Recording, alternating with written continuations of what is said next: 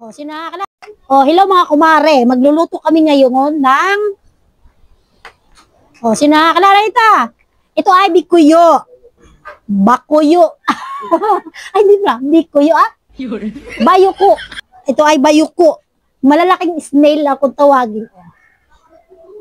O, malalaking kuhol. Dito ay nakakain to. Pero sa amin sa Negros, hindi to pinapansin kasi hindi to kilala doon. Ito ay huli ng aking asawa na inipon niya ng ilang araw. Siyempre, una natin gawin ay ilalaga muna. Pakukuluan lang siya.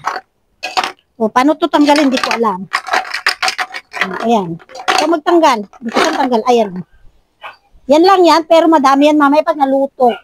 At, siyempre, ilalaga muna natin sa apoy. Lagay ko na lang mamaya. Ganito lang ang ginagawa dyan, ha? Hugasan muna natin siya. Para kasi nakatugtog. Ito ay kadababa ng aking asawa. Nadala siyang bikuyo. At ito ay nahuhuli sa mga layak-layak. Mga tuyong kahoy or saging. Mga tuyong saging, mga bulok na saging. At lumalabas ito kapag gabi, hindi mo siya hanapin. Ni ilaw. Pag araw naman, syempre hahanapin mo sa mga bulok na kahoy. Mga bulok-bulok na sahat ng saging ba. Yan. Ilaga muna siya natin ng kaunti para pagkakulo niya, pwede siyang tuklapin sa shell. Tama na ba yun? Tama na? Okay na. Okay, salang muna natin sa apoy. Yan. At hayaan muna natin siyang kumulo. Mamaya, pagkakulo niya, okay na. Yan. At ito na siya pagkatapos ilaga. Ang mare. Yan. Ang tatanggalin na siya sa kanyang shell.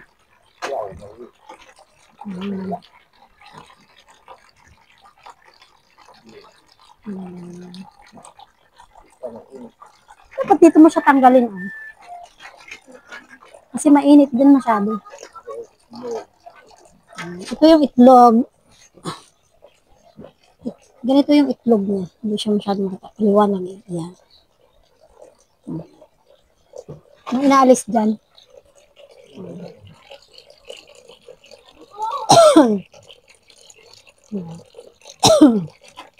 Hindi ba inaalis to? Ang itsura niya. Yung isang peraso ng shell niya. May mas malaki pa ba dito? Ito yung laman niya. Masyadong maliwanag. Ito yung laman niya sa loob.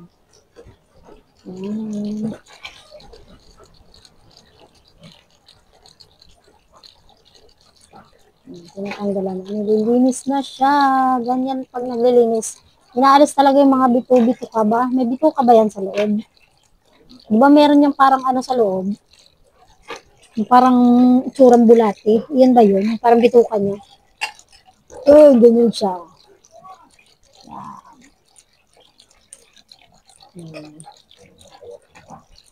Ayat na. Oo, kasi matagal na yan. Parang tinabag na siya. Para wala na yung kanyang kinain. Kasi lasang ano yan. Lasa siyang layak, no? Tinatanggal yung kanyang mga kinain. Baka may natira pang kinain. Yan na siya.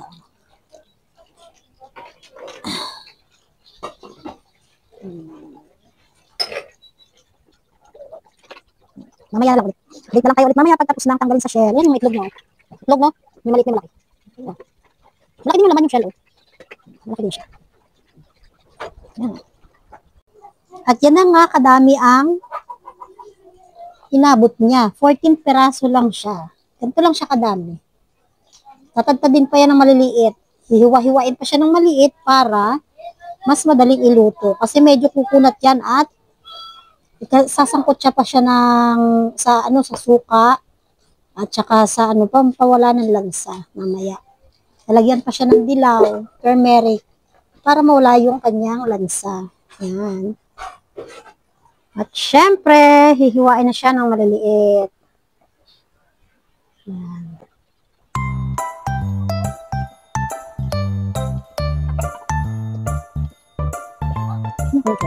Malibat pa yung itlog. Ang itsura niyo.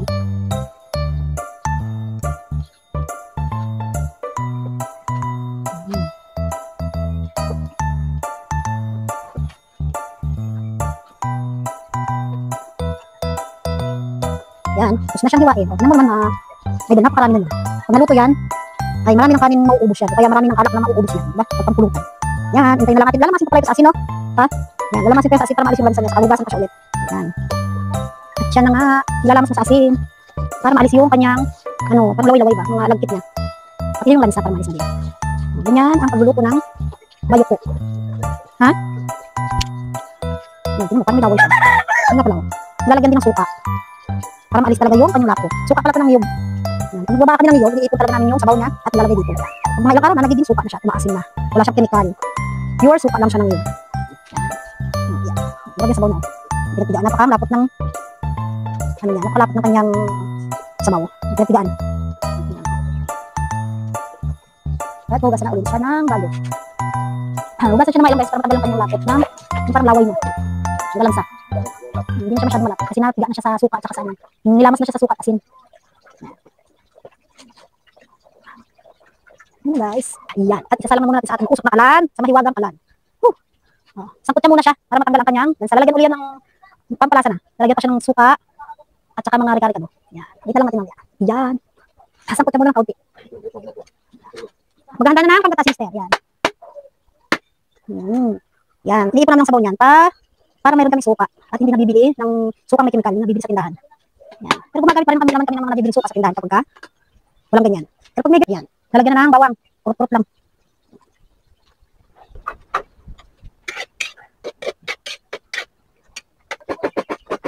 Tamang kain na naman. Nakain na po ng pagkata. Ako taga-video lang po. Yan. Talagyan na natin yung gata. Gata, napapalapot. Is ganda. Oh, yan. Asin. Lagi ka usok. Paminta. Bitchin. Siyempre lagi may bitchin. Ang pinakamahal sa lahat, sili. Siling labuyo, mga mari. Yan. Importante sa lahat. At ang pampawala ng lansa ay turmeric powder. Yan. O, diba? At yan ay palalaputin lang natin. Palalamisin na kaunti. Masarap talaga yung kapag lamis-lamis. At hintayin na lang natin maluto siya at matikman natin kung masarap ba talaga yan. Ayan na mga mari, malapit na maluto. Matikman na natin ang luto ni Chef. Chef. Wow, sarap na sili oh. Nag-uumapaw. Dapat isain mo yung sili. Man ko daw. Hawakan mo muna. Video mo ako. Okay. Nilagay mo mga kante. Tikman daw natin. Tama na. Pero mas masarap to, no? Mas masarap to pag kunti tayo.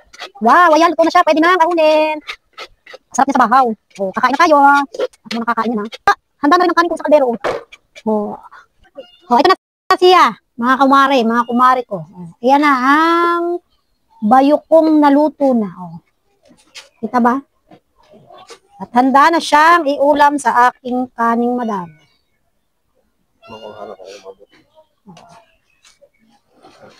Mainit din yung kanin ko. Tikman natin, oh.